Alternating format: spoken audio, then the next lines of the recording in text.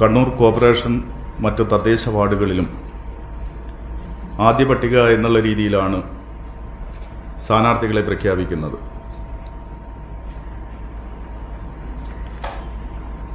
കോർപ്പറേഷനിൽ ആയിക്കര ഡിവിഷനിൽ കെ പവിത്രനാണ് സ്ഥാനാർത്ഥി. പവിത്രൻ വിശ്വകർമ്മ സഭാ നേതാവും NLPയുടെ ജില്ലാ പ്രസിഡന്റും കൂടിയാണ്. ഇദ്ദേഹമാണ് പവിത്രൻ. അതുപോലെ താളിക്കാവിൽ ശ്രീ പീതാംബരം മാസ്റ്ററാണ് സ്ഥാനാർത്ഥി. പള്ളിക്കുന്നിൽ വനിതാ സംവരണം PK ശോഭയാണ് പള്ളിക്കുന്നിലെ സ്ഥാനാർത്ഥി. Kolayad division ward number 5 Shri ജനാർദ്ദനാണ് സ്ഥാനാർത്ഥി. തളിപ്പറമ്പ് മുനിസിപ്പാലിറ്റി വാർഡിൽ 10-ാം നമ്പറിൽ ശ്രീ വേണുഗോപാലാണ് നമ്മുടെ സ്ഥാനാർത്ഥി. ഇരു മുന്നണികൾക്കും എതിരായിട്ടുള്ള കണ്ണൂർ കോർപ്പറേഷനും മറ്റ് തദ്ദേശ വാർഡുകളിലും നവജനശക്തി കോൺഗ്രസ് ഇക്കുറി സ്വതന്ത്ര സ്ഥാനാർത്ഥികളെ മുന്നിൽ നിർത്തിക്കൊണ്ടാണ് തെരഞ്ഞെടുപ്പിനെ നേരിടുന്നത്. നിലവിൽ ഐക്യജനാധിപത്യ മുന്നണിയിൽ അസോസിയേറ്റ് അംഗമായ ന്യൂ ലേബർ പാർട്ടി വിശ്വകർമ്മ സഭ നേതൃത്വം നൽകുന്ന രാഷ്ട്രീയ പാർട്ടിയാണ് ന്യൂ ലേബർ പാർട്ടി. ഈ ജില്ലയിൽ മാത്രം ഏകദേശം 6 ലക്ഷത്തോളം മെമ്പർമാരുള്ള വിശ്വകർമ്മ സമുദായത്തിൻ്റെ അംഗത്വമുള്ള അതിൻ്റെ നേതാവും കൂടിയാണ് ശ്രീ പവിത്രൻ. അപ്പോൾ വിശ്വകർമ്മ സഭയ്ക്ക് ഈ കോർപ്പറേഷനിൽ മാത്രം ഏകദേശം 6000 ചില്ലറ വോട്ട് വിശ്വകർമ്മ സഭ അവകാശപ്പെടുന്നുണ്ട്. 6000 വോട്ട് 600 ആയിക്കോട്ടെ, എങ്കിലും വിജയപരാജയങ്ങൾ തീരുമാനിക്കാൻ കഴിയുന്ന തരത്തിൽ കോർപ്പറേഷനുകളിൽ ഞങ്ങൾ മറ്റു വാർഡുകളിലും ഞങ്ങളേതായ സ്വാധീനങ്ങൾ ഉപയോഗിച്ചുകൊണ്ട് സാമുദായികമായിട്ടുള്ള സ്വാധീനങ്ങളും രാഷ്ട്രീയ സമവാക്യങ്ങളൊക്കെ ഉൾപ്പെടുത്തിക്കൊണ്ട് തന്നെ ഈ തദ്ദേശ തെരഞ്ഞെടുപ്പിനെ നേരിടും. കണ്ണൂർ കോർപ്പറേഷനെ സംബന്ധിച്ചിടത്തോളം മാറി മാറി ഭരിച്ച കണ്ണൂർ കോർപ്പറേഷൻ അടിസ്ഥാന വികസന സൗകര്യ മേഖലയിൽ തികഞ്ഞ പരാജയമാണ്. കേരളത്തിലെ മറ്റു കോർപ്പറേഷനുകളുമായി താരതമ്യം ചെയ്യുമ്പോൾ കാര്യമായ ഒരു വികസനവും നടക്കാത്ത ഒരു കോർപ്പറേഷനായി കണ്ണൂർ കോർപ്പറേഷൻ മാറിയിരിക്കുന്നു. പഴയ ബസ് സ്റ്റാൻഡിൻ്റെ ശോചനീയാവസ്ഥ 7 മണി കഴിഞ്ഞാൽ അതിലൂടെ നടന്നു പോകാൻ പോലും കഴിയാത്ത അവസ്ഥയാണ്. അതുപോലെ തന്നെ മാലിന്യ പ്ലാന്റുമായി ബന്ധപ്പെട്ട വിഷയങ്ങളിൽ ടെൻഡർ നടത്തിയ ഇടപാടുമായി ബന്ധപ്പെട്ടുകൊണ്ട് തന്നെ കോടികളുടെ അഴിമതിയാണ് അതുമായി ബന്ധപ്പെട്ടുകൊണ്ട് നടന്നുകൊണ്ടിരിക്കുന്നത്. ഭൂമാഫിയകൾക്ക് വേണ്ടി സ്വകാര്യ ഒരു മാനദണ്ഡവും പാലിക്കാതെ, നമുക്കറിയാലോ ഇവിടെ 100 കണക്കിന് ബിൽഡിങ്ങുകളുണ്ട്, ഫ്ലാറ്റ് സമുച്ചയങ്ങളും മറ്റുൾപ്പെടെ കോർപ്പറേഷനുള്ളിൽ.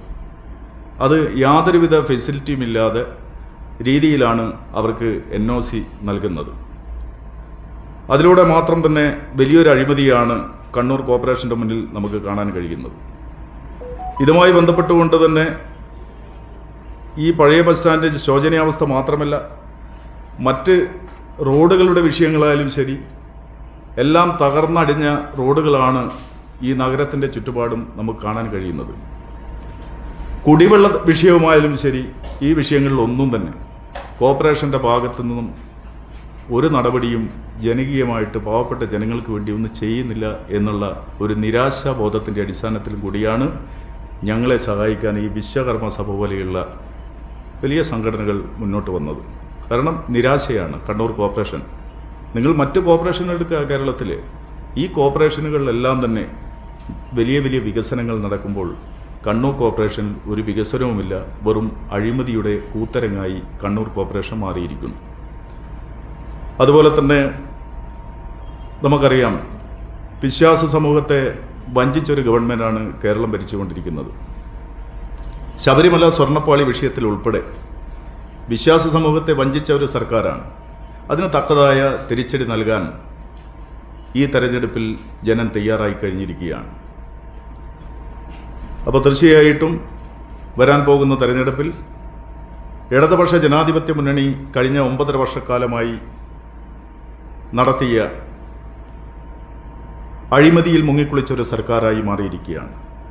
സ്വജനപക്ഷപാതവും അതുപോലെ തന്നെ ബിരുദാനന്ദ ബിരുദവും എടുത്ത ചെറുപ്പക്കാരടക്കം ജോലിക്ക് വേണ്ടി അലയുന്ന ചിത്രമാണ് നമുക്ക് കാണാൻ കഴിയുന്നത്. പിൻവാതിൽ നിയമനങ്ങൾ നടത്തുന്നു, PSCയെ നോക്കുകുത്തിയാക്കി മാറ്റുന്നു.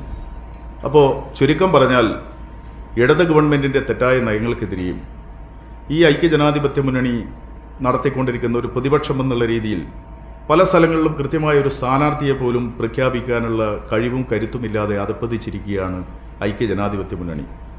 അവരോടൊപ്പം നിൽക്കുന്ന കക്ഷികൾ തന്നെ വളരെ നിരാശയാണ്. ഘടകകക്ഷികളായിരിക്കുന്ന പല പാർട്ടികളെയും ഐക്യജനാധിപത്യ മുന്നണി ഈ തെരഞ്ഞെടുപ്പിൽ പരിഗണിച്ചില്ല എന്നുള്ളതും വളരെ നിരാശയോടുകൂടിയാണ് കാണാൻ കഴിയുന്നത്. അതുപോലെ തന്നെ മുന്നണിയിലെ വിഷയങ്ങൾ മാത്രമല്ല, സ്വന്തമായി ഒരു സ്ഥാനാർത്ഥികളെ പ്രഖ്യാപിക്കാൻ പോലും അവർക്ക് കഴിയുന്നില്ല. പല കോർപ്പറേഷൻ വാർഡുകളിലും സ്ഥാനാർത്ഥികളെ പ്രഖ്യാപിക്കുന്ന കാര്യത്തിൽ തല്ലുപിടി ഇതുവരെ അവസാനിപ്പിക്കാൻ കഴിഞ്ഞിട്ടില്ല.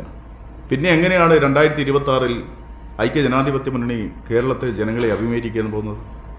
അപ്പോൾ അത്രമാത്രം ആ മുന്നണി തന്നെ വളരെ പ്രയാസത്തോടു കൂടിയിട്ടാണ് മുന്നോട്ട് പോകുന്നത്. ഇവിടെ ഭരിക്കുന്ന ഇടതുപക്ഷത്തിനെതിരെ ശക്തമായ രീതിയിൽ പ്രതിഷേധങ്ങളും പ്രക്ഷോഭങ്ങളും ഉയർന്നു വരേണ്ട സമയത്ത് വെറും വഴിപാട് സമരങ്ങൾ മാത്രം നടത്തിക്കൊണ്ടാണ് ജനങ്ങളെ അഭിമുഖീകരിക്കുന്നത് ഐക്യജനാധിപത്യ മുന്നണി.